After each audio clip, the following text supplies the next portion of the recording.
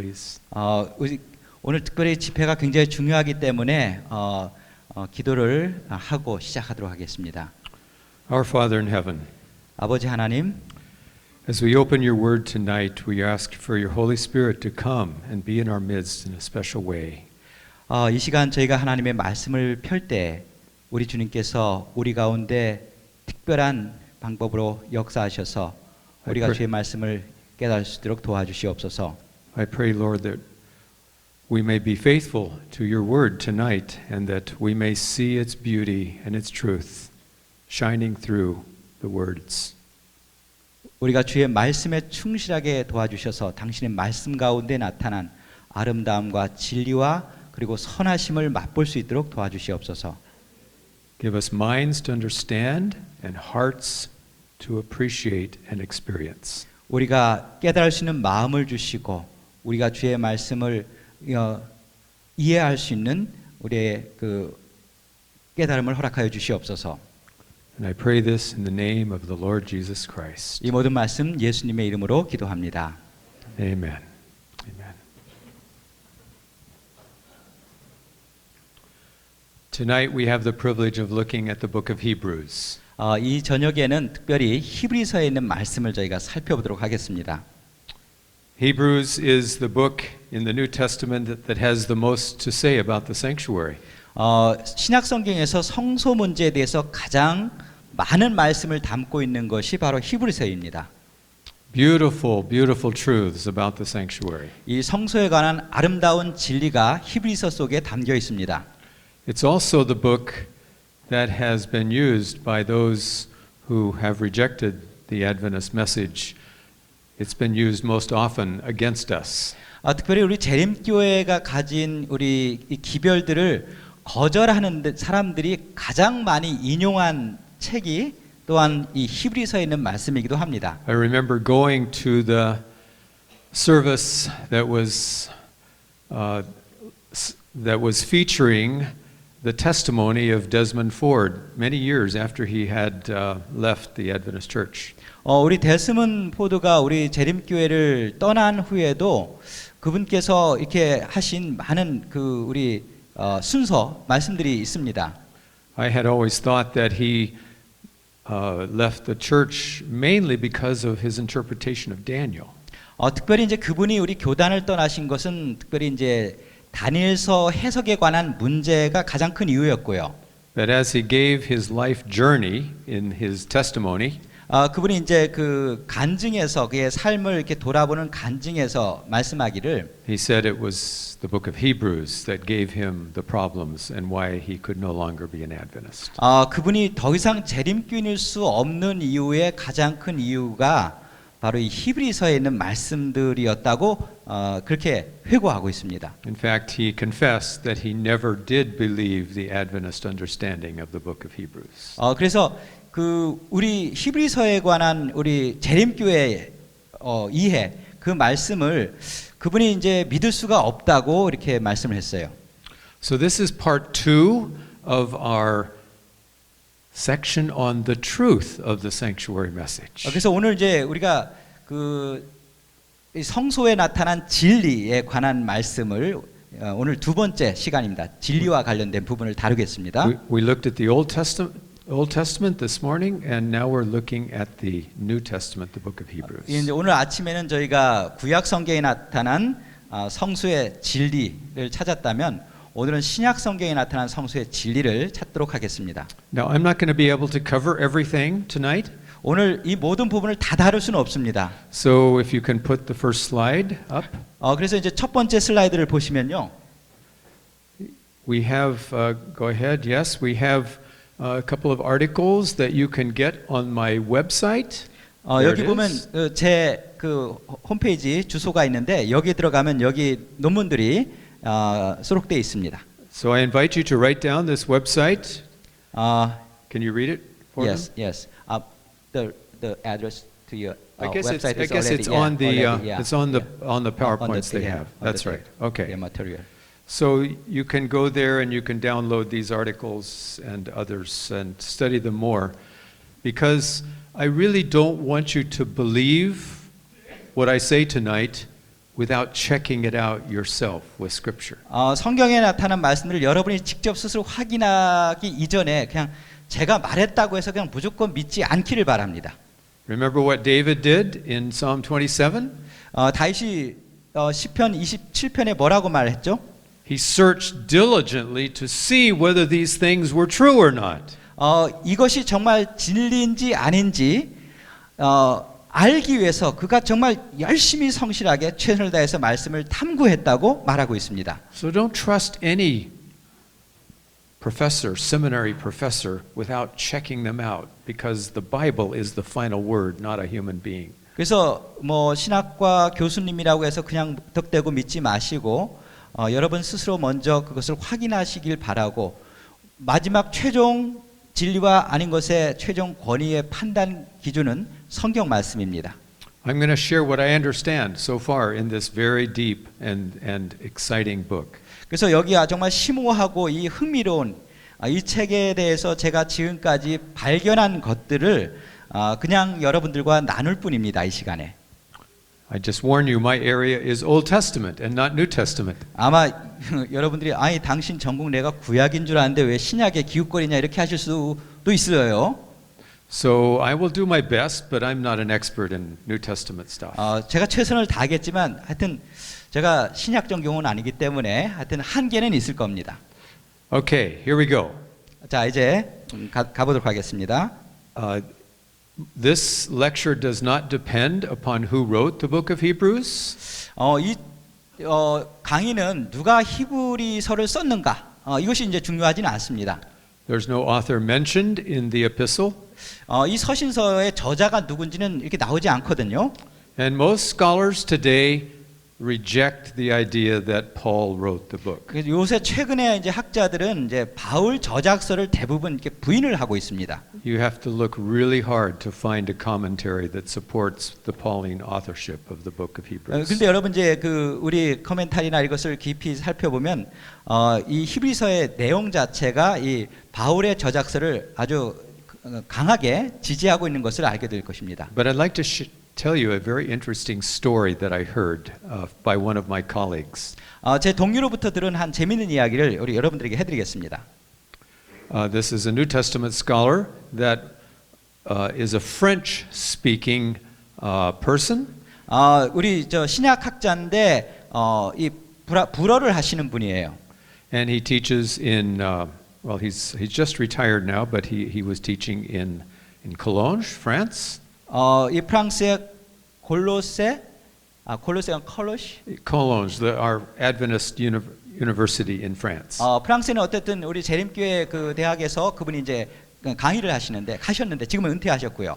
And he was invited to a gathering of French-speaking New Testament scholars from around the world. 세계적으로 이제 불어를 하시는 이제 신학자들의 모임에 이분이 초대를 받으셨어요.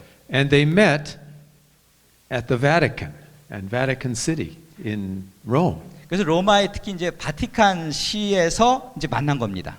And they met in a hallway that was run by the nuns, the Catholic nuns.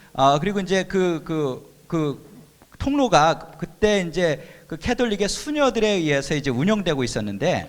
And during that week of meetings, my friend became acquainted with the world's leading expert in the study of the book of Hebrews. Excuse me, I missed your point. Yes. They had 1 week of meetings talking about New Testament subjects. Yeah.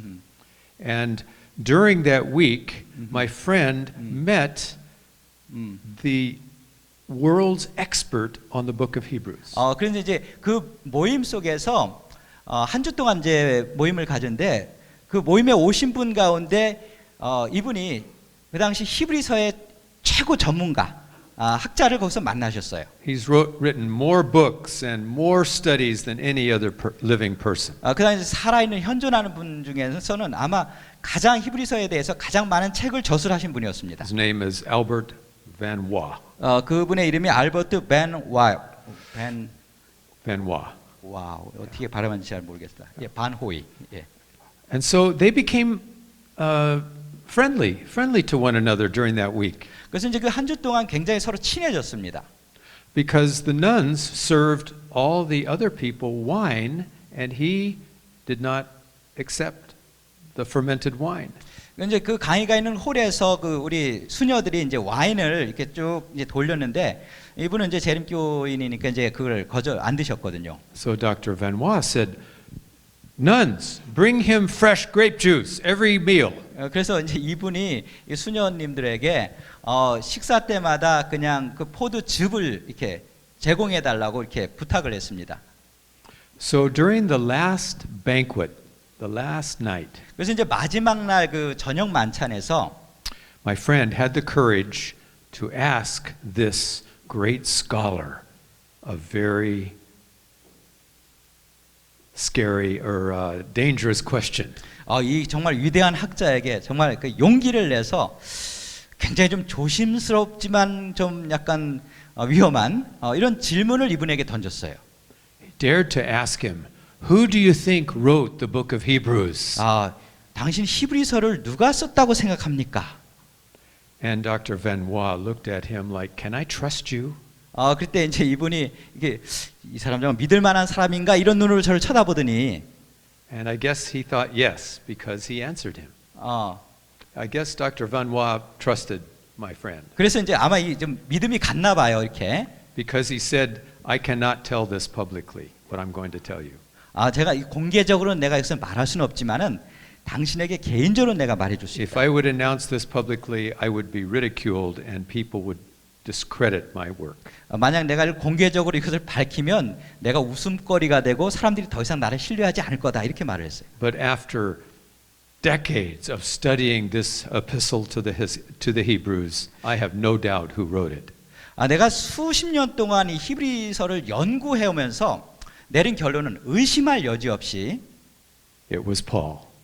바울 작품이다.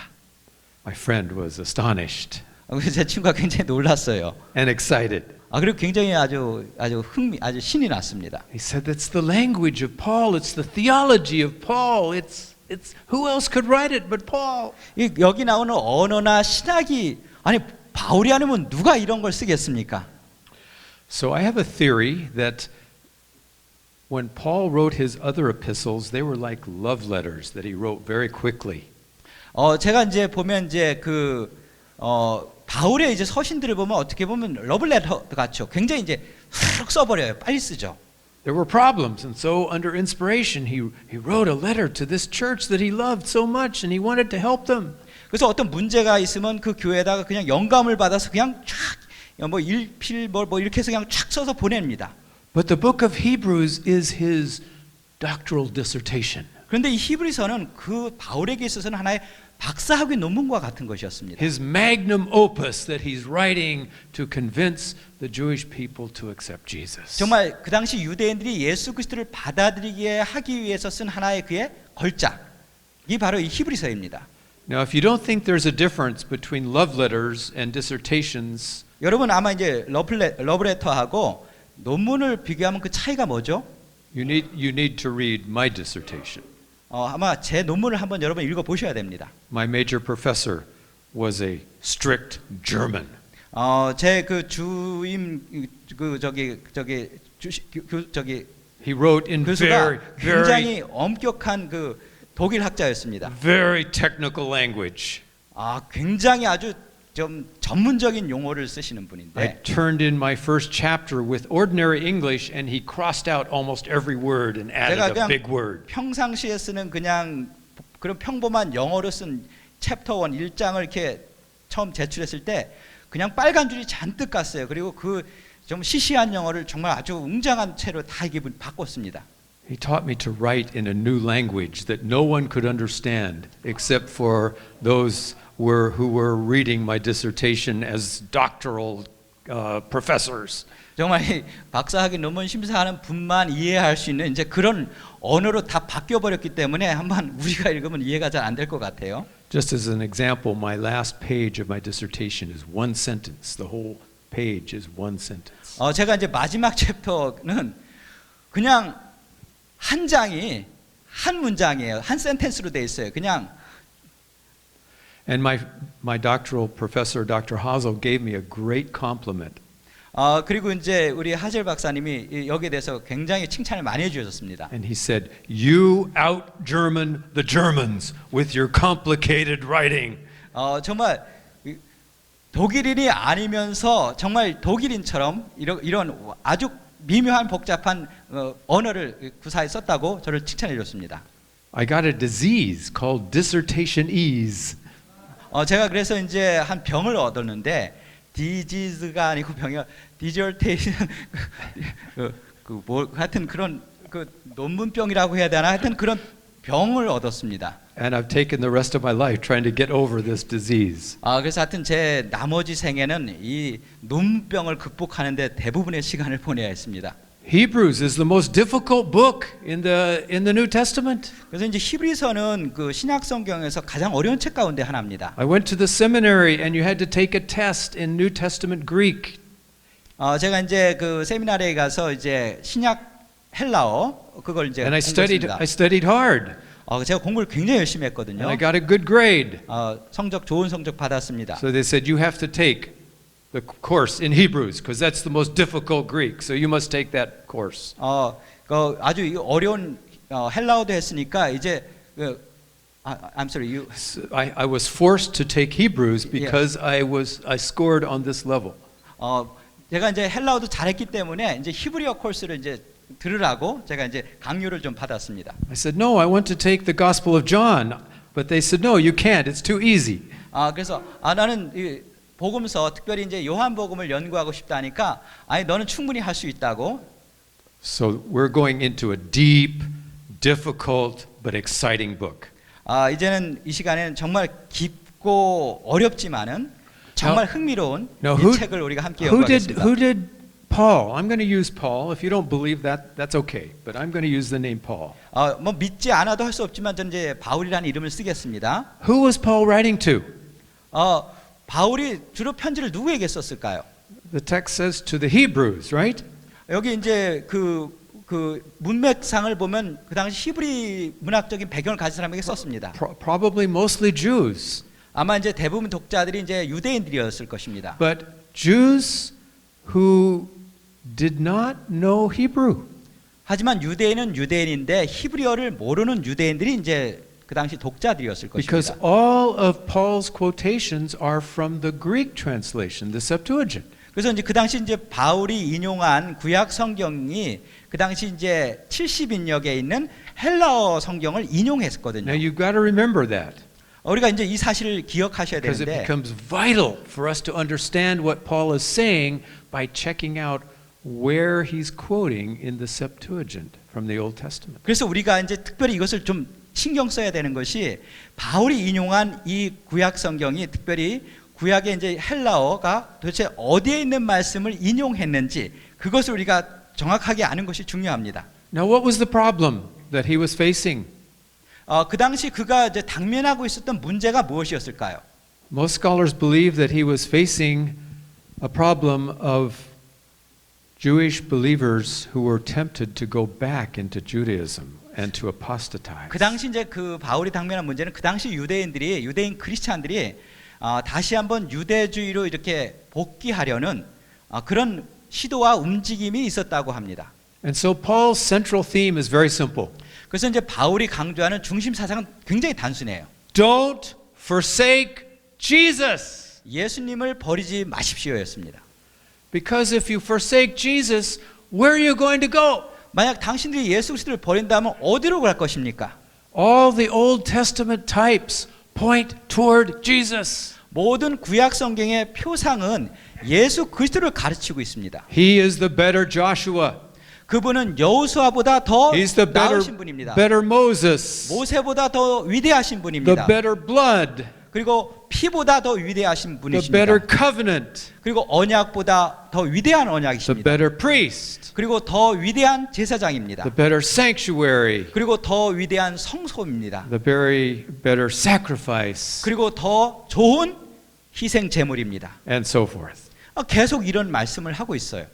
So to make our task easier tonight, we're going to divide our study into 4 parts. 그래서 오늘 그 강의를 좀 쉽게 하기 위해서 이것을 4 부분으로 나누겠습니다. There's no time to do detailed exegesis all the way through the book of Hebrews. 예, 히브리서 전체를 저희가 이제 주해할 수 있는 자세히 주세할 시간은 저희가 없습니다. So I want to focus on the sanctuary typology of Hebrews. 그래서 특별히 이제 히브리서에 나타난 성소의 표상학에 집중해서 오늘 말씀을 드리겠습니다. And I want to divide it chronologically according to the life and experience of Jesus. 특별히 예수님의 삶과 그 사역을 중심으로 한 연대기 순으로 오늘 강의를 진행하도록 하겠습니다. So first we're going to look at Jesus' death and how that was a fulfillment of the Old Testament types. 첫 번째는 예수님의 죽음과 예수님의 죽음이 구약 성경의 표상을 어떻게 성취했는지 그걸 보겠고요. And then the most important one tonight is going to be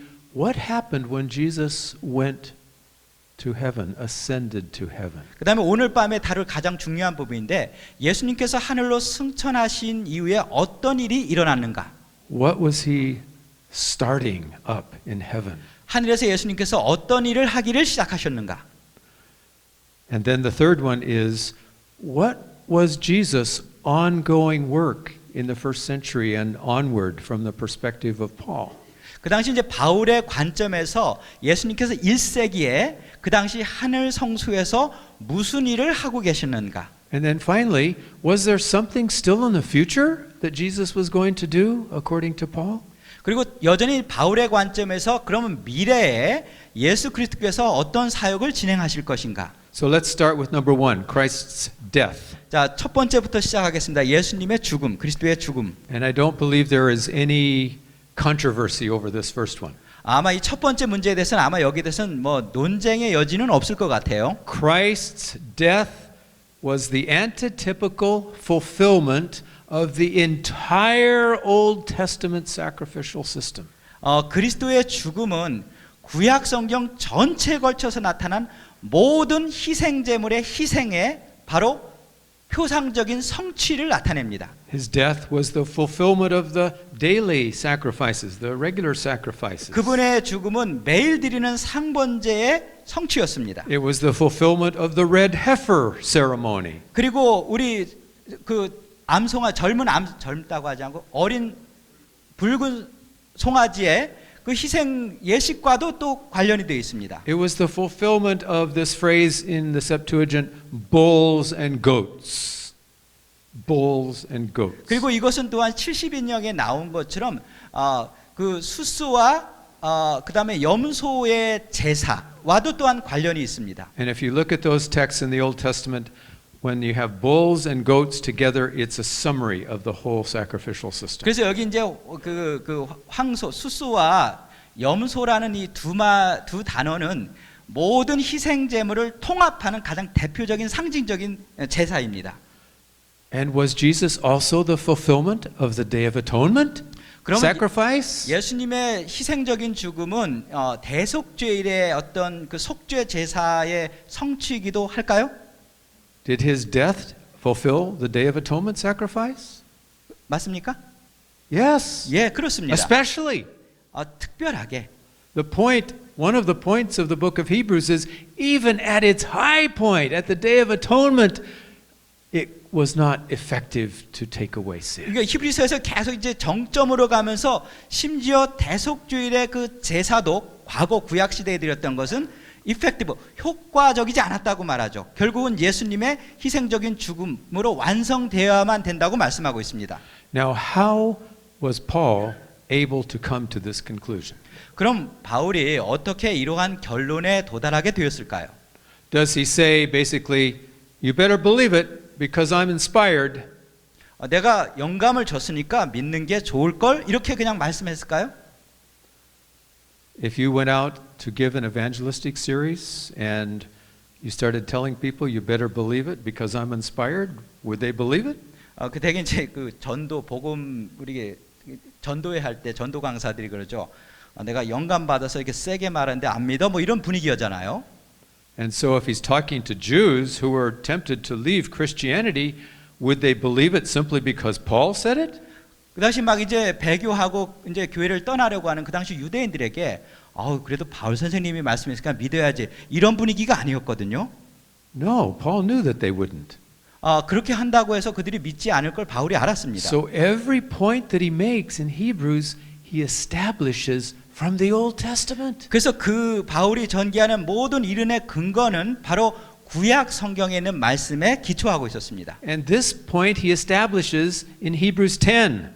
특별히 이제 그 히브리서 10장에 이 중심 사상을 저희가 볼 수 있는데, Starting in verse 5, 자 히브리서 10장 5절입니다. he quotes from Psalm 40. 그 특별히 시편 그 40편에 있는 말씀을 인용하고 있습니다. Why don't you read Hebrews 10 verses 5 through 5절부터 9. 5 through 9. 예. Hebrews 10, 5 to 9. 그러므로 주께서 세상에 임하실 때 이르시되 하나님이 제사와 예물을 원하지 아니하시고 오직 나를 위하여 한 몸을 예비하셨도다. 번제와 속죄제는 기뻐하지 아니하시나니 이에 내가 말하기를 하나님이여 보시옵소서 두루마리 책에 나를 가리켜 기록된 것과 같이 하나님의 뜻을 행하러 왔나이다 하셨나이다.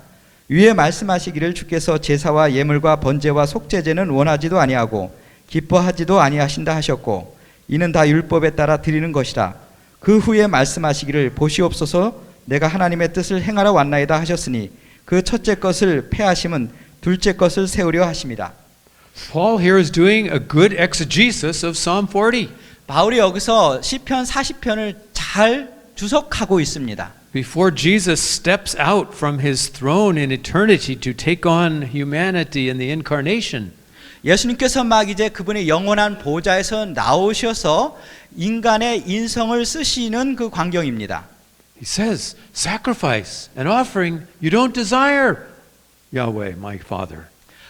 내 아버지는 제사와 예물을 원하지 않습니다. Instead, I come to do your will. 내가 대신 당신의 뜻을 행하러 가겠습니다. Paul sees the link that Jesus is coming to replace the sacrificial system. 바울은 지금 예수 그리스도께서 당시 제사 제도를 그분이 대체하기 위해서 오시는 그 장면을 이렇게 묘사하고 있는 것입니다. So all the Old Testament sacrifices coalesce, come together in the once for all sacrifice of Jesus. 그래서 모든 구약 성경에 나오는 제사 제도는 바로 예수 그리스도의 그 죽음 그 하나에 완전히 성취되고 이루어지는 것입니다. This isn't just theoretical. 이것은 단순히 그냥 이론적인 것이 아닙니다. It should cause us to say, Hallelujah, Amen, praise the Lord. 이것은 저희로 하여금 정말 할렐루야 이런 그 주님을 찬양하자는 그런 마음을 일으키는 그러한 말씀입니다. Now I know it's not the Korean culture to give strong affirmation of something, but I'm going to encourage you to say to this great truth, can you say a loud and hearty 3 times, Amen. 아마 이제 우리 마음에 있는 감동이 있어도 이것을 외적으로 이렇게 딱 표현하는 게 우리 한국 사람들에게 되게 부담스러운 일이지만은 이 시간에는 아멘 이 3번 합창을 해보시겠습니다. Come on, let's go. Amen. Amen. Amen. Oh, that warmed my heart. That was great. 이제 좀 마음이 좀 따뜻해집니다. We can all agree on this. There's no argument on this. 여기 저희 모두는 여기에 대해서 이제 동의를 하시고 이 부분에 대해서는 논쟁의 여지는 아마 없을 것입니다. But now let's go to the second point. 자, 이번엔 이제 두 번째 요점으로 넘어가겠습니다. What happened when Jesus ascended to heaven? 예수님께서 이제 하늘로 가셨을 때 어떤 일이 일어났습니까? After his resurrection.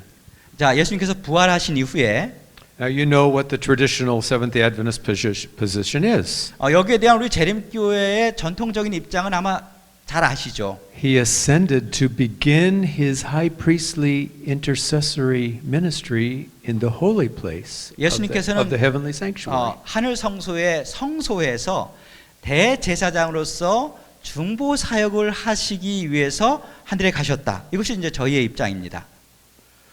But back in toward the end of the 19th century, there were some Adventist scholars who began to study non-Adventist literature and came to doubt this conclusion. 그 19세기 이제 말년으로 가면서 우리 이제 재림교회 학자 가운데 그 비재림교회 그 문서를 좀 연구하신 분이 한 분이 계셨어요. The main detractor was Albion Ballinger. 그 중에 이제 우리 약간 좀 교단에서 좀 약간 좀 다른 입장을 취하신 분 가운데 가장 중심 인물 가운데 한 분이 벨린저라는 He 분이었습니다. was a missionary in England. 영국에 선교사로 가셨던 분인데, And he began to teach that Christ entered the most holy place when he went back to heaven to start the Day of Atonement, the antitypical Day of Atonement. 예수님께서 승천하시자마자 우리 대속죄일로 상징된 우리 그 일을 하시기 위해서 지성소로 바로 직접 들어가셨다고 주장을 했습니다, 이분이. And his key text was Hebrews 6 verses 19 and 20. So could you read that for 예. us? 그래서 이분이 이 주장을 하는 데 있어서 그 중심적으로 근거를 두고 인용한 성경절이 히브리서 6장 19절로 20절입니다. 6, 19 and 20. 예, 19절로 20절. 우리가 이 소망을 가지고 있는 것은 영혼의 닭 같아서 튼튼하고 견고하여 휘장 안에 들어가나니 그리로 앞서가신 예수께서 멜기세덱의 반차를 따라 영원히 대제사장이 되어 우리를 위하여 들어가셨느니라. Now Ballinger points out that in the Septuagint, the phrase within the veil is always talking about the veil into the most holy place. 그래서 이분이 이제 그 70인역의 근거에서 여기 나오는 그 저기 장막 휘장은 특별히 첫째 칸과 둘째 칸을 나누는 지성소로 들어가는 휘장을 특별하게 가르친다고 주장을 했습니다. Not the first veil, but the second veil.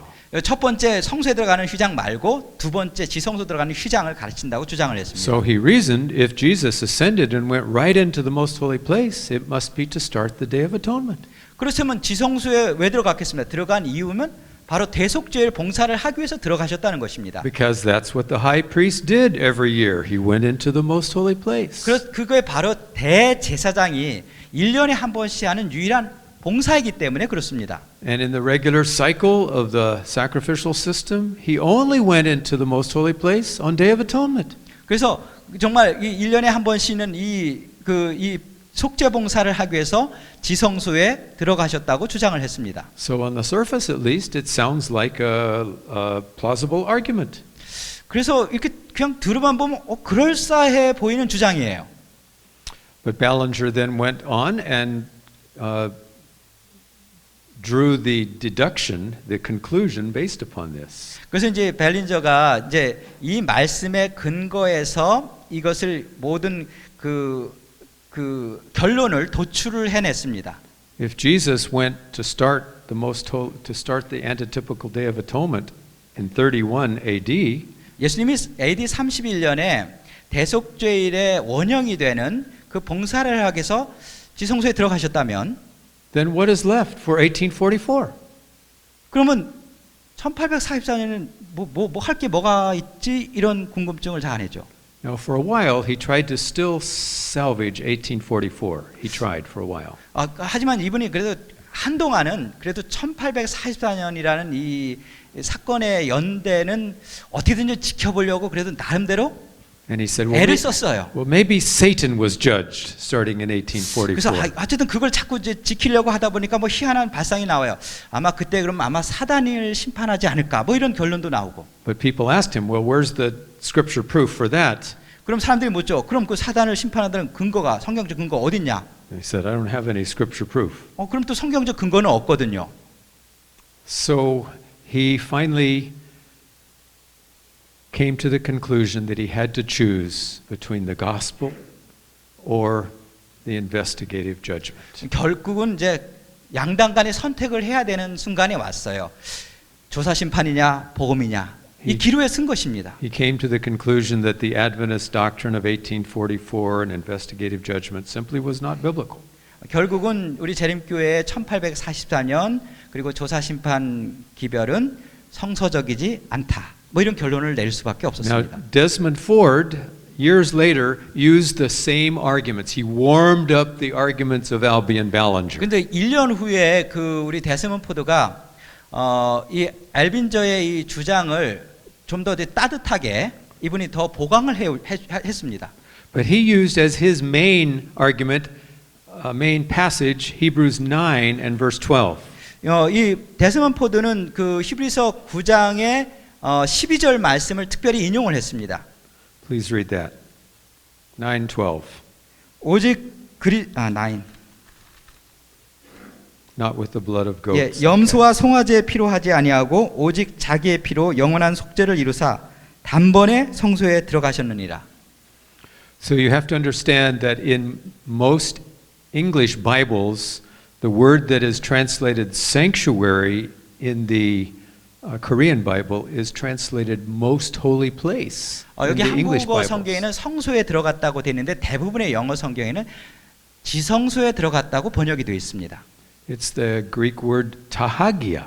그래서 이 헬라어로 타하기아라는 말을 이렇게 번역을 한 것인데 And Desmond Ford said that means most holy place. 이 타하기아는 데스몬드에 의하면은 이것은 지성소를 가르치는 말이다. And then it says goats and calves. 여기 보면 염소와 송아지 피가 나오잖아요. When were those offered? 자, 염소와 송아지가 언제 제물로 드려지죠? Well, the high priest on the Day of Atonement offered a bull calf for his own sin offering. 저 여기 보면 이제 대속죄의 대제사장이 처음에 뭘 드리죠? 저기 수수와 그다음에 그 암소를 드리죠. And then he offered up a 자신을 goat, 위해서. the Lord's goat, for the main offering. 그리고 이제 중심 제사에서는 그 염소를 제사로 드립니다. So Des Ford argued this way: 그래서 이제 이 데스몬드가 이제 이런 식으로 이제 주장을 한 것입니다. if you've got a goat and a calf and most holy place all together, 만약 그 가장 거룩한 성소에서 이제 염소와 송아지를 이제 잡으면 that shouts at you, Day of Atonement. 그럼 그게 바로 이게 저기 대속죄일에 있는 일이지. 그럼 이런 식으로 주장을 한 것입니다. So Paul here is comparing Jesus' entry into heaven with the Day of Atonement service. That was his argument. 그런데 이제 바울은 예수님께서 이때 성소에 들어가신 것은 어떤 daily sacrifice. No, that's. I can't remember what I said. 이분도 잊어먹었어요. 저도 잊어먹고. Don't worry about it. Okay, we'll repeat it here Yeah, yeah. again. Don't ever ask me to repeat something again. It doesn't come out the same twice. Yeah, yeah. Okay. 물어보면 잊어먹기 때문에 이 되풀이가 안 됩니다. Okay. I'm on to the next thought. Yeah. 예, 저도 한국말도 솔직히 잘 이해가.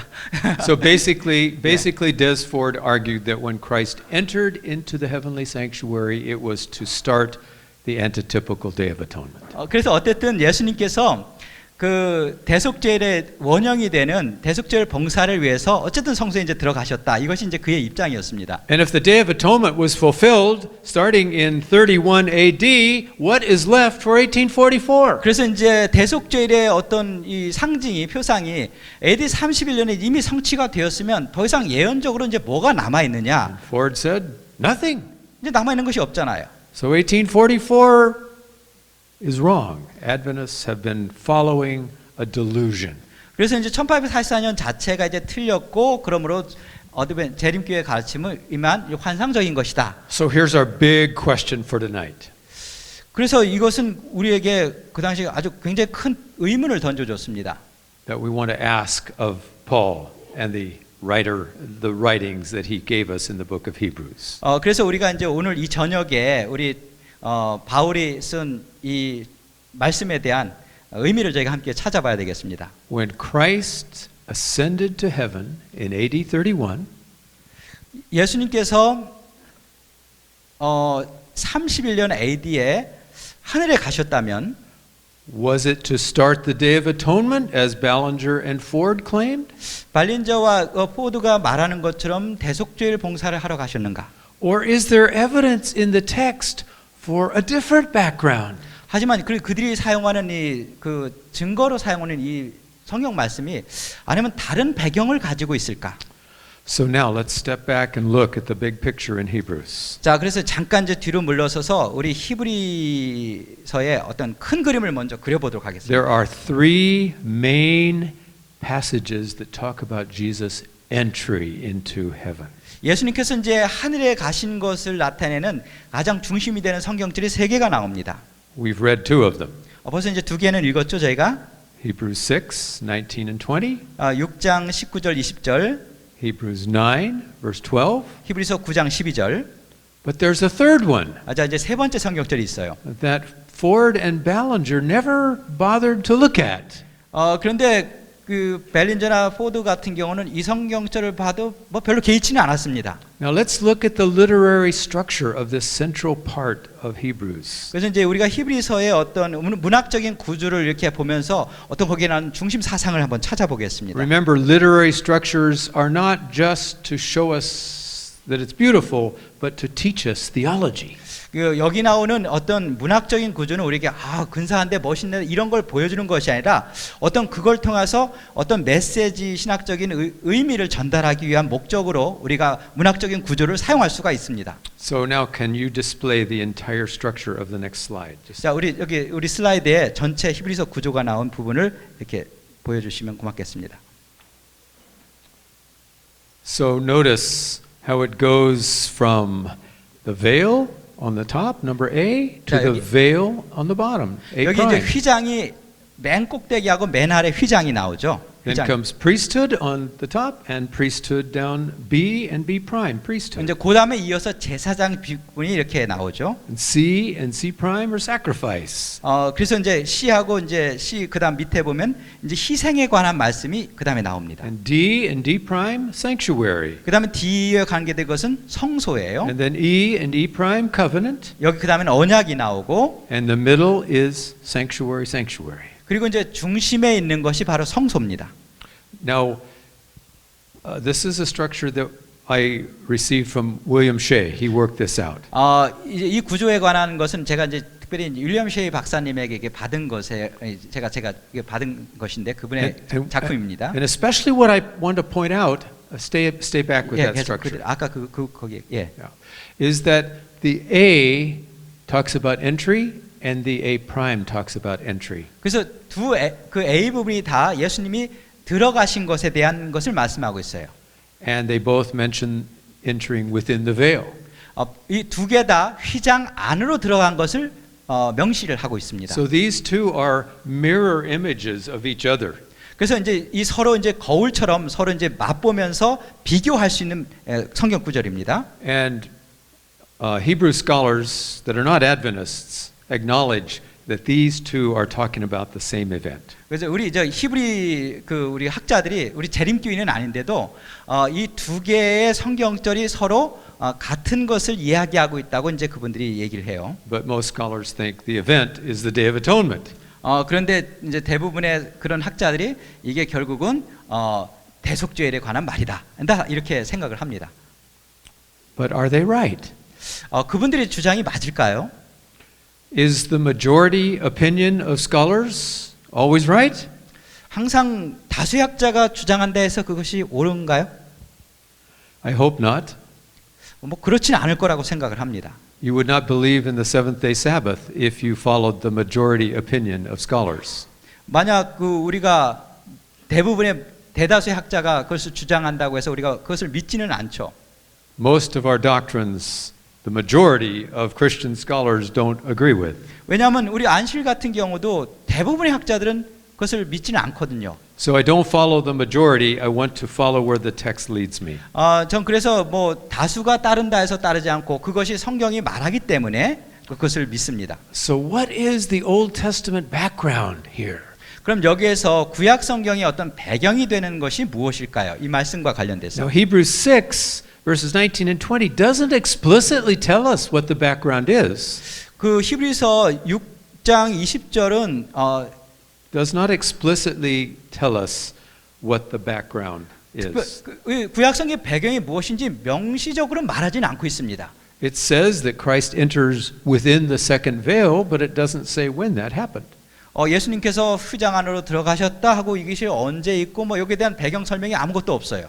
Scholars assume Day of Atonement, but it doesn't say that. 뭐 학자들이 이것은 분명히 대속죄일과 관련된 것이라고 추측은 하지만은 거기에 대한 언급도 나타나지는 않습니다. But there is one of these entry texts that tells us what the background is. It gives us the key. 근데 이 말씀이 굉장히 미묘하게 우리에게 이 배경이 무엇인지에 대한 약간의 힌트를 주고 있습니다. It's Hebrews 10, 그것이 바로 히브리서 10장인데요. verses 19 and 20. 그 10장 19절로부터 20절입니다. Please read chapter 10, verses 19 and 20. 그러므로 형제들아 우리가 예수의 피를 힘입어 성소에 들어갈 담력을 얻었나니 그 길은 우리를 위하여 휘장 가운데로 열어놓으신 새로운 산길이요 휘장은 곧 그의 육체니라. Now, verse 19, fortunately, your translation again is very accurate, and most of our English translations are not accurate. 불행히도 아마 한국어 성경이 좀 더 원문에 가깝고 영어 성경은 불행히도 원문과 아주 가깝지 않습니다. My version reads, Therefore, brethren, having boldness to enter the most holy place. 여기서도 우리는 성소에 들어갔다고 하는데 영어 성경에는 지성소에 들어갔다고 이렇게 표현이 되어 있어요. But the word tahagia, as we will see in a minute, does not mean most holy place. It means sanctuary, just like your 여기 Korean version. 이 타하기야라는 말이 제가 여기서 한 시간 써도 되겠지만 일단은 이 용어 자체가 지성소를 가리키는 말은 아닙니다. 일반적으로 성소 전체를 가리키는 말입니다. So it says in verse 20 that he goes by a new and living way which he opened for us through the veil. 자, 그 휘장 가운데로 열어놓으신 새롭고 산 길이라는 표현이 나옵니다. Now the key word is the word that in your version is translated opened. 여기 열어놓으신이라는 이 말이 여기서 중심 단어입니다. The Greek word is enkainidzo. 여기서 이제 헬라어로는 엔카이니조인데 이것을 우리말로는 열어놓았다고 번역을 해왔습니다. Now that is one of the meanings of enkainidzo, to open. 예, 여기에 물론 열어놨다는 의미도 여기에 포함이 되어 있습니다. 이 단어에. But the question we have to ask is, what place is Paul alluding to in the Old Testament Septuagint that has this word? 이 말과 관련돼서 바울이 특별히 70인역에 어떤 성경절에 그가 집중을 하면서 근거를 두고 이 말을 인용했을까? 이게 이제 저희가 이제 궁금증을 자아내는 거죠. Now, in all of Paul's typology of the sanctuary, he doesn't refer to the Solomonic temple. It is the wilderness sanctuary. 그래서 이제 바울이 말하는 이 성소는 솔로몬 성전을 얘기하진 않죠. 바울이 말하는 이 성소는 모두 다 그 모세 때 있는 광야 성소, 성막을 말하고 있습니다. So we have to go back to the Pentateuch that describes the wilderness sanctuary. 그래서 우리가 이제 광야 성소를 보기 위해서는 다시 한번 이제 모세오경으로 돌아갈 필요가 있습니다.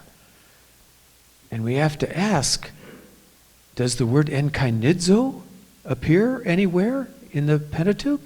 그래서 제가 이제 좀 생각을 해봐요. 이제 모세오경에 엔카이니조라는 표현이 나올까? Either the verb or the noun or some form of this word group? 뭐 동사 형태든지 아니면 명사 형태든지 다른 어떤 형태든지 이 단어가 사용이 된 용례가 있을까? Does it refer to the Day of Atonement? Is it used in Leviticus 16? 우리 그 레위기서 16장에 이 우리 대속죄과 관련돼서 혹시 이 단어가 사용되지 않았을까? No, you open Leviticus 16. There's no enkainidzo there. 아마 16장 찾아보면 이 엔카이니조라는 이 단어가 전혀 나오지 않습니다. And then you read through the whole Pentateuch, all the places that talk about the sacrificial system, no enkainidzo. 그래서 우리가 모세오경 전체를 살펴봐도 이 단어 나오진 않아요. Except for one chapter. 딱 한 장을 제외하고는 나오지 않습니다. And that chapter is Numbers chapter 7. 이 단어가 발견되는 곳은 민수기 7장입니다. 4 times. 4번 나와요. The enkainidzo word group appears in Numbers 7. 예, 민수기 7장에 엔카이니조라는 이 단어와 관련된 그룹 9가 4번 사용이 됩니다. And what is number 7 talking about? What's the subject of number 7? 민수기 7장의 주제가 무엇이죠? The inauguration service of the sanctuary. 성소를 봉헌하는 예식이 7장에 기록되어 있죠. The very last thing that happened before they started up the services was to inaugurate the altar with these enkainidzo offerings. 바로 이제 정말 오랜 시간이 성소를 건축하고 나서 짓고 나서 정말 그 제단을 여기서 보면 봉헌하는 것입니다. And in this context, the meaning of enkainizo is not open, but inaugurate. 그래서 여기 사용된 엔카이니조라는 말은 열었다는 말이 아니고 그것을 봉헌했다는 의미로 이제 사용이 되죠. So the word enkainizo never refers to the Day of Atonement. 그래서 이 엔카이니조라는 말이 대속절과는 전혀 상관없이 사용이 되었습니다. Never refers to any other sacrificial background in the Pentateuch. 그래서 모세오경에 또 어떤 형태의 제사와도 관련 없어요. 이 단어가. But it focuses us right on the inauguration service. 바로 이 여기에 그 위임식, 봉헌식과 관련되어서 이 단어가 사용이 됩니다. Now, you don't have to go back to the Septuagint to see this. 뭐 이거 보시려고 다시 이제 70인역 펴실 필요는 없습니다. Because in Hebrews 10 and verse 20, we have this word enkainizo appearing one more time in the epistle. 왜냐하면 우리 히브리서 10장 20절 이 서신서에 엔카이니조라는 말이 또 한 번 등장하기 때문에 그렇습니다. I'm sorry, Hebrews 10:20 is the first one, Yeah. but we go to Hebrews 9 and verse 18 and we find the second one. 예, 10장 20절이 이제 첫 번째 나오는 거고 그다음에 9장 18절에 이제 엔카이니조라는 말이 또 한 번 등장합니다. So let's look at verse 9, chapter 9 verse 18. 자, 9장 18절 말씀을 보겠습니다. I'm just going to read the first part here. Therefore not even the first covenant was inaugurated without blood. 이러므로 첫 언약도 피 없이 세운 것이 아니니 여기 세웠다는 말이 나오죠. 이게 피 없이 봉헌하지 않았다. 엔카이니조라는 말을 여기서 썼습니다. So here is describing when the sanctuary is set up and inaugurated by the sprinkling with blood and oil upon the furniture. 자, 여기 보면 이제 성소가 이제 장막과 그 기물들에게 이 그 거룩한 기름을 부으면서 그것을 구별하고 하나님께 봉헌하는 그 장면을 우리가 기억할 수 있습니다. The context here is not Day of Atonement. 자, 이 문맥을 보면 이것은 대속절과 전혀 상관이 없습니다. It's the setting when they started up the sanctuary services in the Old Testament. 바로 구약에서 성소 봉사가 시작하기 전에 그것을 봉헌하고 그것을 구별하면서 성소 봉사의 시작을 알리는 말입니다. And so in the antitype, when Jesus went back to heaven, he went back to start up officially the sanctuary and the new covenant. 그래서 예수님이 하늘에 가셔서 성취한 이 표상의 원형은 바로 하늘 성소 봉사를 시작하신 것을 이르는 말입니다. This is a fulfillment of Daniel 9 and verse 26, 24. 이것이 다니엘서 9장 24절에 있는 말씀의 성취이기도 합니다. The 70-week prophecy. 자, 여기 보면 70주일에 관한 예언이 나오죠. And one of the things Jesus was going to do before the end of the 70 weeks was to anoint the most holy place. 자, 우리가 70주야가 거의 끝나갈 무렵에 이루어지는 것 가운데 하나가 거룩한 것이, 여기 인칭대명사가 아니죠. 거룩한 것이 기름 부음 받는다는 말씀이 나옵니다. Now it doesn't matter which veil is referred to in Hebrews 6, 19 and 20. 여기 히브리서 6장 19절 20절에 있는 말씀에 휘장이 첫째 칸 휘장이니 둘째 칸 휘장이니 솔직히 이것은 중요한 문제가 아닙니다. If you read the Hebrew, it could be either the first veil or the second veil. 저희가 이제 히브리서를 읽으면 이게 첫 번째 걸 수도 있고 두 번째 걸 수도 있어요. 하지만 이건 중요한 문제가 아닙니다. If you read the Septuagint, it's the second veil. 그리고 우리가 이제 70인역을 읽으면 특별히 이것이 두 번째 휘장을 가르치는 거라고 말을 해요. But when Moses, when he was acting as a priest, because they hadn't anointed the priests yet, 자, 왜냐하면 그때까지 성소가 시작하기 전까지만 해도 아직까지 제사장이 기름 부음을 받지 않았기 때문에 모세가 이제 제사장 역할을 하는데 in Exodus 40 자, 출애굽기 40장에 보면은 and in Numbers 7, 그리고 이제 민수기 7장에 보면 it describes Moses going in. How far in? Just to the holy place? 모세가 이제 들어가잖아요. 이제 성소 어디까지 들어가죠? 성소까지 들어가나요? Or also into the most holy place? 지성소까지도 들어가죠. It's all the way in.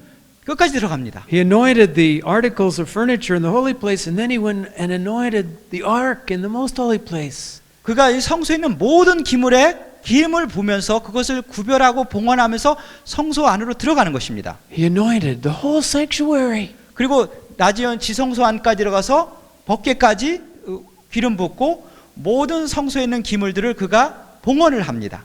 In fulfillment of Daniel 9, he was to anoint the most holy place. 그래서 이제 다니엘서 9장에 나오는 그 말씀의 성취는 바로 성소를 기름 부음으로써 봉헌하는 그 과정으로서 성취가 되는 말씀입니다.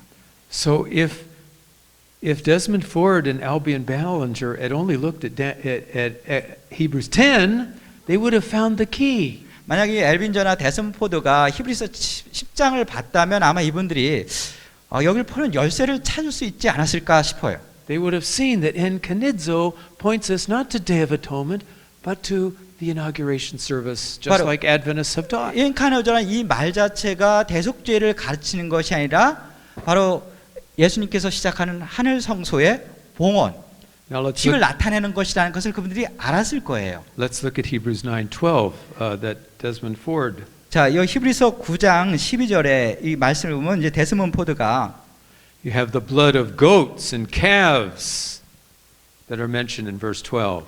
여기 보면 염소와 이제 송아지의 피라는 말이 나오죠. What does this refer to? 여기 이제 염소와 송아지 피라는 게 이제 무엇을 의미하죠? We've already pointed out. Desmond said those were the animals that were sacrificed on Day of Atonement.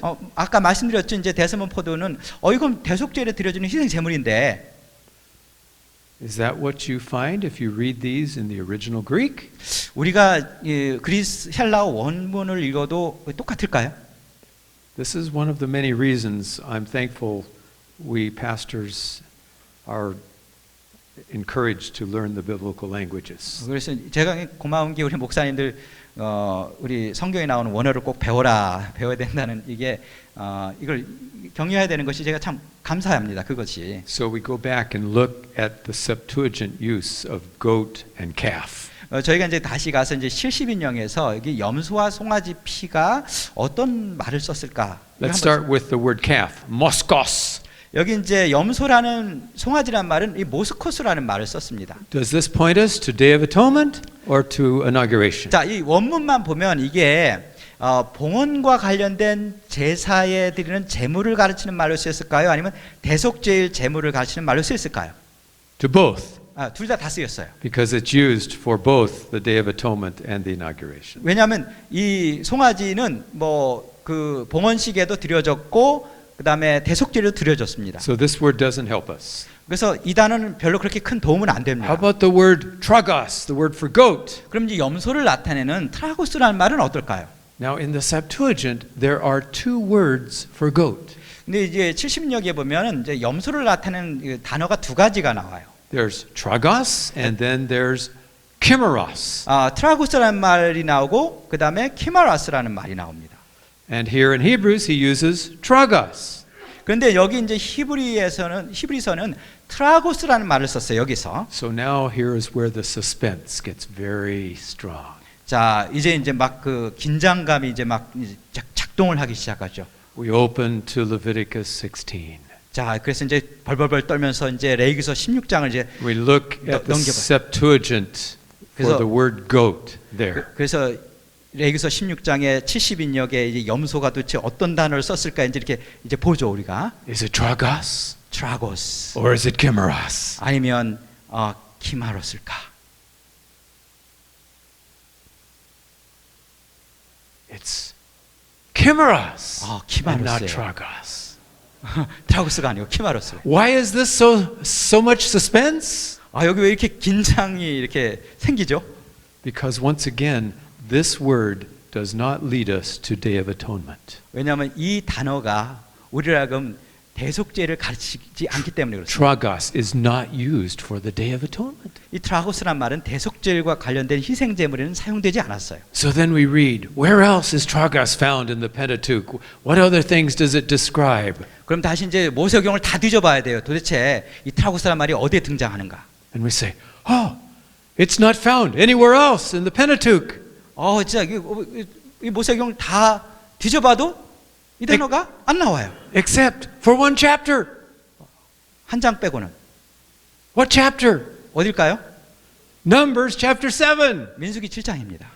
the same chapter that uses enkainizo. 엔카니조라는 말을 쓴 똑같은 장에서 이 트라고스라는 말이 발견됐어요. The chapter that talks about inauguration. 이 장은 성소의 봉헌에 대해서 이야기하고 있습니다. That should send chills up your spine. 정말 그냥 Should make you very excited. 네, 묻지 말고 그냥 넘어가겠습니다. 알아서 들으시고. 예. When I saw this, I jumped up and down for joy. 제가 이걸 발견하고요. 얼마나 기쁜지 펄쩍펄쩍 뛰었습니다.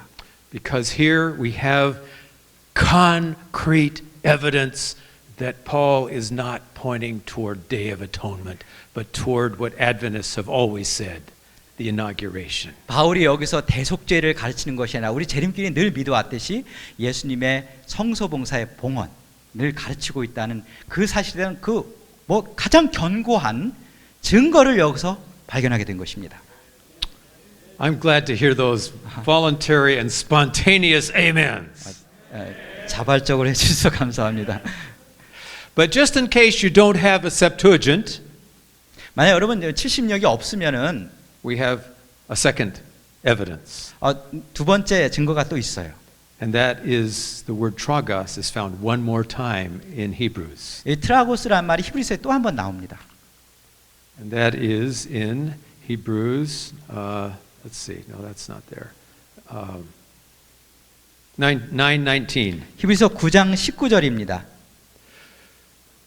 We read verse 18 just a few minutes ago. 자, 이 18절은 제가 읽었죠, 방금. First covenant was inaugurated with blood. Verse 18. Chapter 9, verse 18. 첫 언약은 피 없이 세운 것이 아니니. And how did that take place? It says Moses took the blood of calves and goats. 모세가 뭐를 가졌어요? 온 백성이 말하는 송아지 피와 염소의 피가 나오죠. 염소의 피. Tragos. 여기도 트라고스란 말이 써요. And it's in the context of inauguration, not Day of Atonement. 바로 이것은 역시 봉헌과 관련된 문맥에서 사용된 말입니다. 대속죄일이 아니라. So you can show it from the text of Hebrews itself. 그래서 여러분 요 히브리서 그 자체에서 저희가 충분한 증거를 얻을 수가 있습니다. Now, because you don't have the same translation problem as we do in English, I'm not going to spend much time on the phrase tahagia. 타하기야 아까 이제 지성소냐 성소냐 이 부분에 대해서는 우리는 제대로 된 번역 성경을 갖고 있기 때문에 That was a big argument for 많은 시간을 Desford. 여기다 쓰지는 않겠습니다. 그런데 영어 성경이 이렇게 나오기 때문에 여기에 대한 큰 논쟁이 아주 심각하게 있습니다. And one weekend when my wife was holding a women's retreat, I went along with her.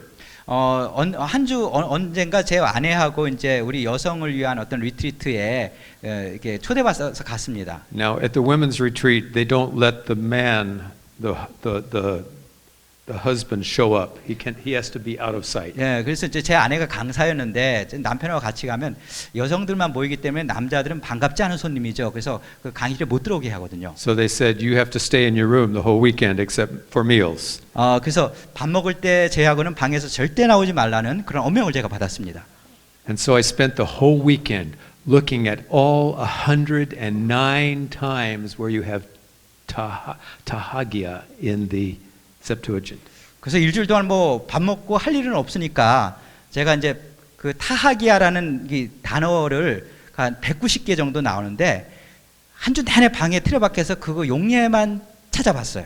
And when Joanne was done with her last meeting, 그래서 우리 제 집사람 조앤이 이제 마지막 그 집회를 마치고 at the same time I was reading the last of the 109 usages. 그때 이제 그 집회를 마칠 때쯤 제가 190번째 마지막 단어의 용례를 그때 이제 살펴보고 있었습니다. And she came in the hotel room, 이제 호텔 방으로 이제 들어왔는데 and I was standing on the bed, jumping up and down like it was a trampoline. 제 아내가 보니까 약간 좀 이렇게 된 것 같아요. 침대 위에서 이게 트램플린처럼 그냥 I was 거기서 so 펄쩍펄쩍 뛰고 있는 거예요. excited 제가 그때 얼마나 흥분했는지. because I found that never in the whole 109 times does tahagia refer to the most holy place. 타하기야 용례를 190개 다 뒤져봐도 이게 지성소를 가르친 적은 한 번도 없어요. It refers to the whole sanctuary. 이게 그냥 성소 전체를 가르치는 말로 쓰였습니다. A few times to just the holy place, but never just to the most holy place. 몇 번은 그냥 성소를 가르치긴 했어요. 첫 번째 칸. 하지만 한 번도 이것이 지성소를 가르치는 용례로 사용되지는 않았습니다. And I came back to teach my sanctuary class that next day, and I was so excited that I was still jumping up and down in the classroom. 그래서 이 흥분감이 이제 그 다음 날도 이제 가시지 않아서 제가 클래스에 가서도 그 가르칠 때도 계속 이렇게 이제 진행형으로 뛰었어요. And one of my students caught my enthusiasm. 그때 이제 이 흥분된 이 감정을 학생 중에 한 분이 이제 대신 좀 이렇게 받아가서 에너지를 And he 받아갔어요. went on to write his master's thesis proving that this was true. 그래서 이 친구가 이 주제를 갖고 꽁으로 먹었죠. 이 석사 학위를 논문을 이제 쓰겠다고 이제 한 거예요. I was very happy. 제가 굉장히 기뻤습니다. So in summary, 자, 이제 요약을 하자면은 when Christ entered the heavenly sanctuary, he entered to inaugurate it. 예수님께서 하늘 성소에 들어가셨을 때 바로 그분은 그 성소를 봉헌하고 이게 더 좋은 말이 있죠.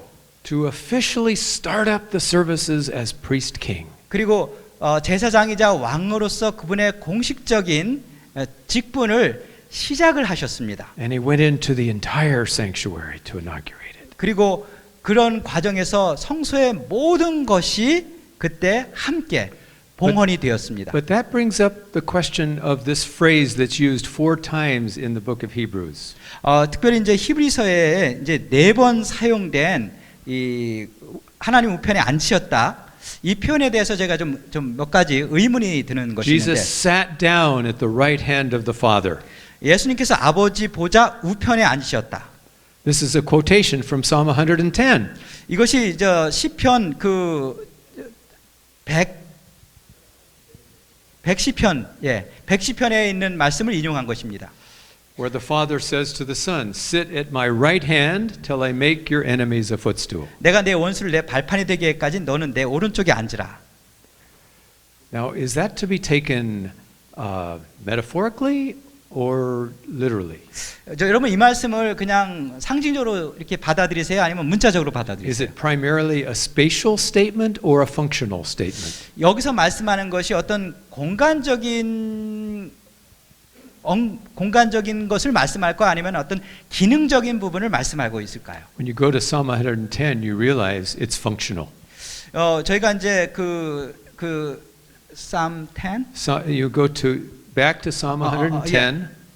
예, 그다음에 제가 그 시편 110편에 가 보면은 이게 공간적인 것을 나타내는 말이 아니고 기능적인 것을 나타낸다는 것을 우리가 알게 될 것입니다. Because in verse 1, the Father says to the Son, "Sit at my right hand." 자, 여기 보면 이제 아버지께서 아들에게 말씀하죠. 내 우편에 앉아라. But in verse 5, the Father is at the Son's right hand. 근데 5절에 보면 아버지가 아들의 오른편에 앉아요. 이게 가능합니까? That can't be true if it's talking 예, 제가 이분 오른편에 있으면 이분은 geography. 제 왼편에 있어야 돼요. 이것이 지질학적으로는 절대 불가능한 일이잖아요.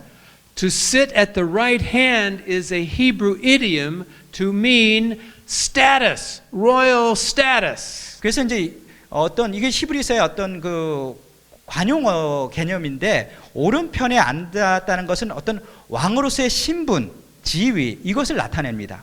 The Father is at the Son's right hand, the Son is at the Father's right hand. They're equal status of co-rulers of the universe. 아들은 아버지 우편에 아버지는 아들 우편에 앉아 있다는 것은 이 두 분이 공동 왕으로서 우주를 다스린다는 것을 말씀하고 있습니다. So Christ sitting at the right hand of the Father is a statement of his kingly status. 그래서 예수님께서 아버지 보좌 우편에 앉아 있다는 것은 예수님의 왕으로서의 신분을 묘사하는 말입니다. Now I believe that Jesus was probably inaugurated there in the most holy place, in the throne room. 저는 물론 믿어요. 예수님께서 그날 그 31년에 하늘 가셔갖고 제사장과 왕으로서 이제 기름 부음을 받으신 것은 물론 공식적인 일이기 때문에 지성소로 상징된 그 공간에서 그 일이 이루어졌을 거예요. But this does not lock him into the most holy place forever. 그렇다고 이제 한 번 지성소에 들어가면 절대 못 나간다 이건 아니잖아요. 거기에 갇히진 않았거든요. The King Solomon, when he is saying his dedication prayer for the temple, 자, 여기 그 솔로몬 왕이 그 성전을 이제 봉헌하는 그 봉헌식에서 it says he's standing before the people. 그가 이제 백성들 앞에 서 있습니다. But when he speaks, he says, I sit on the throne of 그런데 그가 Israel. 말할 때는 내가 보좌에 앉았다고 말을 합니다. How can he be standing and sitting at the same time? 어떻게 사람이 서면서 동시에 앉을 수가 있습니까? He's spatially standing, but functionally sitting. 여러분 공간적으로는 서 있을지 몰라도 기능적으로는 왕으로서 앉아 있는 것입니다. Wherever the king goes, he's sitting on the throne functionally. 여러분 만약 그 기능적으로 왕이 보좌에 앉아 있으면 그 왕이 어디를 갈 수가 And 있겠습니까? Christ was installed as both priest and king. 그리고 그리스도께서는 제사장이라서 왕으로서 위임을 받으셨습니다. Therefore, he can do his functions as king in the most holy place, and he can come and do his function as priest in the holy place, both. 그래서 예수님께서는 지성소에서의 왕으로서의 기능도 하실 수 있고 동시에 성소에서 제사장의 역할도 동시에 할 수가 있는 것입니다. So now we have just 5 minutes left. So let's look at the last two more quickly. 자, 이제 5분 남았는데 이제 두 개를 좀 빨리 좀 넘어가도록 What 하겠습니다. did Jesus do in the first century according to the Apostle Paul? What was he doing in heaven? 자, 1세기에 이제 바울에 의하면 예수님께서 1세기에 무엇을 하셨을까요? We'll just look at one verse, chapter Hebrews 7, verses 25 to 27. 히브리서 7장 Please read. 25절부터 25 to 25 to 27. 예, 27절 말씀을 보겠습니다. 이러한 대제사장은 우리에게 합당하니 거룩하고 악이 없고 더러움이 없고 죄인에게서 떠나 계시고 하늘보다 높이 되시니라. 25절부터 읽어야죠. 그러므로 자기를 힘입어 하나님께 나가는 자들을 온전히 구원하실 수 있으니 이는 그가 항상 살아계셔서 그들을 위하여 간구하심이라. 27절 읽겠습니다. 그는 저 대제사장들이 먼저 자기 죄를 위하고 다음에 백성의 죄를 위하여 날마다 제사 드린 것 같이 할 필요가 없으니 이는 그가 단번에 자기를 드려 이루셨음이니라. So Jesus is living to make intercession for us in the heavenly sanctuary. In the first century, that's what he was doing. 예수님께서 1세기 지금 하늘에서 하시고 있는 것은 바로 우리 하늘의 성소에 가실 수 있는 make us. He was doing the equivalent of the holy place ministry of the priest. 예, 1세기 지금 1세기 그 당시 하고 있는 것은 그 당시 제사장이 성소에서 하고 있는 그와 같은 동일한 사역을 하고 계시는 것입니다. Not judging, but intercession. 바로 심판하시는 그 일이 아니라 바로 중재하시고 중보하시는 그 사역을 하시고 있습니다. Now let's look at number 4. What in the future was Jesus supposed to do? 그 다음에는 예수님의 사역의 미래는 무엇을 하실까요? 히브리서에 의하면. And our pioneers very clearly understood from chapter 9, Hebrews 9, verse 23. Yes, all the way, but especially I'm looking at verse 27.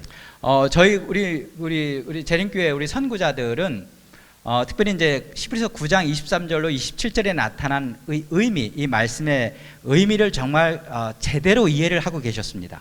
As it is appointed for men once to die, but after this, in the future, comes the judgment. 한 번 죽는 것은 사람에게 정하신 일이요, 그 후에 심판이 있겠다는 말씀이 나옵니다. And then in Hebrews 10, verses 25 to 31, we have the language of judgment. 그리고 히브리서 10장 25절부터 31절에 보면 여기 심판과 관련된 용어가 사용이 되고 있습니다. 25 to 31. So it says, if that verse 27, if a person sins, continues to sin, they will be expecting in the future judgment, which is going to come. 오직 무서운 27절 마음으로 심판을 기다리는 것과 대적하는 자를 태울 맹렬한 불만 있으리라. Verse 27 describes the executive judgment. 자, 27절은 특별히 우리가 집행 심판을 나타내는 표현이 여기 나오죠. Verse 28 speaks about two or three witnesses in the trial, there's the investigative judgment. 그리고 28절에는 이제 두세 증인이라는 표현이 나오는 것처럼 이거는 어떤 조사 심판과 같은 법적인 절차가 여기 등장하고 있습니다. And then who's being judged? 여기서 누가 심판을 받습니까? At the end of verse 30 it says the Lord will judge his people. 여기 보면 주께서 그의 백성을 심판한다고 말씀합니다. Isn't that exactly what Adventists teach? 자, 이것이 우리 재림교회가 가르치는 것과 동일하지 않습니까? That Christ started his investigative judgment of his professed people? 자, 바로 그분의 백성이라고 공언하는 자들을 위한 조사 심판을 예수님께서 하신다는 It 것입니다. doesn't give the date, 1844, 여기 1844년이라는 어떤 날짜는 명시하고 있지 but 않지만 it gives the basic picture of what Christ is going to do in the future. 그리고 미래 바울의 입장에서 미래에 예수님께서 무슨 일을 하실지에 대한 어떤 배경을 설명하고 있습니다. So I conclude that the book of Hebrews is precisely consistent with the Adventist message. 그래서 제가 이제 결론 내리기는 히브리서의 말씀은 정확하게 그다음 일관되게 재림교회의 가르침과 일치한다고 제가 말씀을 드릴 수 있습니다. But I can't end just with the theory 제가 그런데 이것을 그냥 이론적으로만 말씀드리고 끝내고 싶지는 않습니다. because the book of Hebrews also describes how we are involved in all of this. 이 히브리서 기자는 우리가 어떻게 이러한 그리스도의 사역에 우리가 동참할 수 있는가 그것을 또한 말씀하고 있기 때문에 그렇습니다. I used to teach this in my sanctuary class for years without mentioning how we fit into all of this. 그래서 제가 이제 세미나에서 이제 이 성소를 1년 내내 가르치면서도 이것을 우리에게 어떻게 적용할 것인가에 대한 얘기는 제가 잘 안 했던 것 같아요. But consider the following 4 verses. 그런데 이 앞에 제가 이제 말씀드린 네 성경절을 정말 Hebrews 4:16. 자 신경을 좀 써주시기 바랍니다. 자, 히브리서 4장 16절. Let us therefore come boldly to the throne of grace that we may obtain mercy and grace to find help in time of need. 4:16. 예, 때에 따라 돕는 은혜를 얻기 위해서 하나님의 보좌에 나가자는 말씀이 있고요. 예. 4:16. 예, So it says we can come by faith to the throne of grace. 우리가 은혜의 보좌에 정말 담대히 나갈 수가 있다는 말씀이 여기 나오고 있습니다. It's talking about where Jesus is, the heavenly sanctuary. 자, 예수님께서 지금 하늘 성소에 계십니다. And he says, "Come on, by faith, come in 자, time of need." 자, 너희가 돕는 은혜가 필요할 때 나에게 오라고 예수님께서 우리를 초대하고 계십니다. And then in chapter 6, verse 19 and 20, which we've already read, 자, 6장 19절 아까 읽었죠? it says, "We have a hope that enters within the veil." 우리가 verse 이 19. 소망을 갖고 있는 것 같이 이 견고하고 튼튼한 휘장 가운데 들어갈 수 있다는 말씀을 Not 하고 only 있습니다. did Jesus go in, but he says, "Come on in." 예수님만 그 휘장 안으로 들어가셨을 뿐만이 아니라 너희들도 들어오라고 초청하고 있습니다. I've opened the way for you. 내가 너희를 위해서 이 길을 열어놨다. There's no more barrier. 더 이상 장막이 없다. You have access to the Father 이제 아버지께 올 수 있는 길이 열렸다. and to my throne. 바로 나의 보좌 앞으로 And then 나오라고 Hebrews 10, 초청하십니다. verse 19 and 20, which we've already read also. 10, 19 and 20. 19절, 9장 19절, 20절입니다. But notice what Paul says in verse 19. Brothers, having boldness to enter the sanctuary by the blood of Jesus.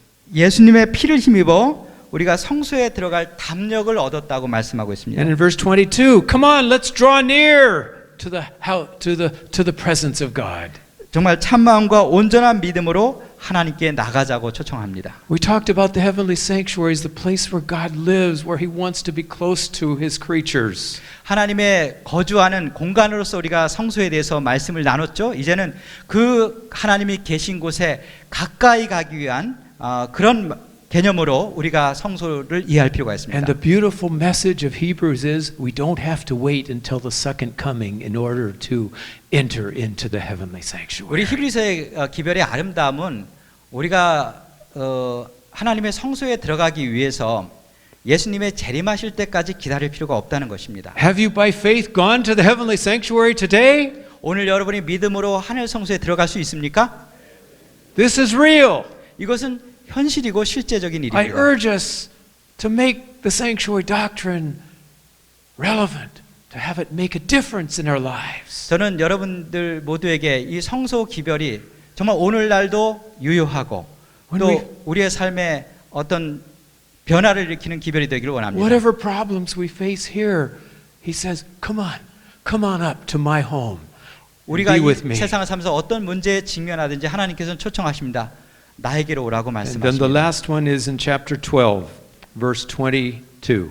자, 12장 22절입니다. 마지막으로. But you have come to Mount Zion, to the city of the living God, the heavenly Jerusalem, an innumerable company of saints. 그러나 너희가 이룬 곳은 시온산과 살아계신 하나님의 도성인 하늘의 예루살렘과 천만 천사와. And if you know the Greek language, this is not just a past tense, it's a perfect tense. 아마 이제 그리스 헬라어를 아시는 분들은 여기에 사용된 동사가 이제 과거형이 사용되지 않고 과거 완료형이 사용이 It 되었습니다. means you have entered and you continue to be there, continue to live there. 내가 들어간 것은 한번 들어가고 마는 이례적인 사건이라 그 들어간 결과가 현재까지 지속되는 그런 것을 나타내는 시제가 사용이 되었어요. So brothers and sisters, I invite us to take Jesus seriously in this fourfold invitation. 정말 이 사중 하나님의 예수님의 초청을 우리 여기 계신 모든 분들이 정말 신중하게 진지하게 받아들이게 되시기를 간절히 바랍니다. So I suggest a new motto for you. 제가 우리 여러분들께 이제 새로운 모델을 하나 제안을 드리는데요. Not sanctuary doctrine, 성소 교리가 아니라 sanctuary life. 성소 생활, 성소 삶을 말씀드리겠습니다. May we have that experience every moment of our lives. 우리의 삶의 모든 매 순간에 Let's pray. 기도하시겠습니다. Lord God, we Uh, thank you for this invitation to come where you, the Father, and Jesus are right now. 아버지 하나님, 아버지와 우리 주님께서 계시는 그 성소에 저희를 초청하여 주셔서 감사합니다. You told us to come boldly to the throne. 주님께서는 당신의 보좌 앞에 담대히 나오라고 저희들에게 And you've 말씀하십니다. invited us to just remain with you by faith and just to be there with the assembly of the universe in festal celebration. 정말 이 엄청난 그 축제에 우리 하나님께서 저희가 믿음으로 당신과 함께 그곳에 머물러 있기를 원하십니다. Father, we want to experience this sanctuary life. 아버지 하나님, 저희가 성소의 삶을 경험하기를 원합니다. And so, Lord, we choose to come every day, come to your throne, come to your holy house. 저희가 당신의 보좌, 당신의 집에 나가는 삶을, 나가는 선택을 저희가 매 순간 할 수 있도록 도와주시옵소서. And by faith to live there in your presence already now. 우리가 믿음으로 지금 바로 이 순간에 당신의 임재하에 살도록 도와주시옵소서. Waiting for the time that's going to come soon when we can be there in our bodies as well as by faith. 우리의 믿음뿐만 아니라 우리의 몸도 함께 그곳에 있게 되는 그 마지막을 저희가 기다리면서 그렇게 살게 도와주시옵소서. Thank you for the truth of the sanctuary message taught in the book of Hebrews. 히브리서에서 성소 기별을 통해서 가르친 진리의 말씀을 인해서 감사합니다. In the beloved, blessed name of Jesus, I pray. 저를 사랑하시는 예수님의 이름으로 기도합니다. Amen. 아멘. Amen.